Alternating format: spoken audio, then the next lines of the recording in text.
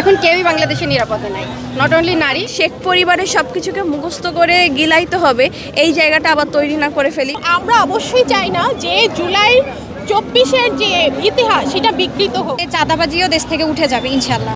নারী পুরুষ কেউই নিরাপদে নাই, যেটা দেখতে পাচ্ছি 5 আগস্টের পর থেকে গত বছর থেকে এই পর্যন্ত আমরা সবাই দেখতে পাচ্ছি চুরি, ছিনতাই, চাঁদাবাজি, এগুলো তো অহরহ হচ্ছে। মানুষ যেখানে সেখানে মেরে ফেলতেছে মানুষকে, এগুলো তো অহরহ হতেই আছে। পার্থক্যটা আসলে 5 তারিখের আগে চাঁদাবাজিগুলো যেগুলো ছিল সেগুলো কিন্তু ওরকমটা প্রকাশ পেত না, সেটা এক প্রকার ভয়ে হোক বা যে কারণে হোক, কিন্তু 5 তারিখের পরেরগুলো প্রকাশ পাচ্ছে। আমি মনে করতেছি আমরা একটা স্বাধীন বাংলাদেশে আসছি এবং আমরা আমাদের নিজেদের যে একটা দায়িত্ব বা নিজেদের যে একটা অধিকার আমরা সেটা পাইতেছি।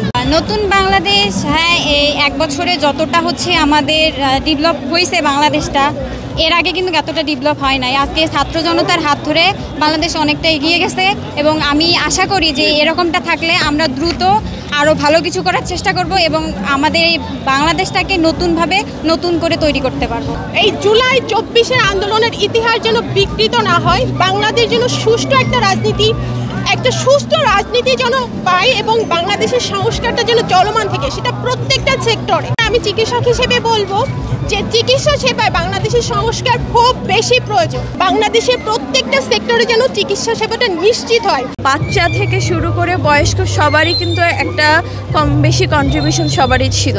তো যে জেনারেশনটা তৈরি হচ্ছে, আমরা যেন আবার কোনোভাবে ওই যে গদবাঁধা নিয়মে যে শেখ পরিবারের সব কিছুকে মুখস্থ করে গিলাইতে হবে, এই জায়গাটা আবার তৈরি না করে ফেলি কোনোভাবে। সেটা কোনো কিছু দিয়েই না সেটা অন্য কোনো দলের মতাদর্শ, না কোনো জুলাইকে কিভাবে গিলে খাওয়ানো যায়। তারা যেন সেটাই জানতে পারে যেটা আসলেই হয়েছে, মানে সঠিক ইতিহাসটা যেন জানতে পারে, এই একটা প্রত্যাশা আমি রাখতে চাই। চাঁদাবাজি এখন হচ্ছে আগের থেকে বেশি হইতো, কিন্তু এখন অনেকটা কমে গেছে ইনশাআল্লাহ, যদি ছাত্র জনতা থাকে আর এখন যদি ভালো কিছু আমরা যেরকম করতেছে এরকমটা যদি থাকে তাহলে চাঁদাবাজিও দেশ থেকে উঠে যাবে ইনশাআল্লাহ।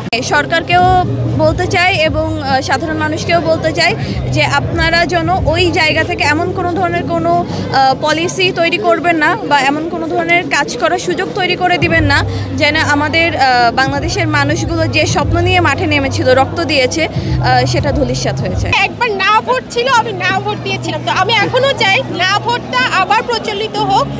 প্রত্যেক মানুষের ভোট দেওয়ার মৌলিক অধিকার আছে, কাউকে জোর করে ভোট দেওয়ানোর বা ভোট কিনে নেওয়ার কোনো রকমের সুযোগ বাংলাদেশে যেন আর না আসে, এটাই সবার কাম্য। সুষ্ঠু একটা নির্বাচন হোক এবং সুষ্ঠুভাবে নির্বাচিত সরকার আসুক এবং সরকার আসার পরে তাদের যে অঙ্গীকার থাকে, আসার আগ মুহূর্তে যে অঙ্গীকার থাকে, আসার পরবর্তীতে যেন অঙ্গীকারগুলো পরিপূর্ণভাবে তারা পালন করে, এটাই থাকবে আমাদের প্রত্যাশা।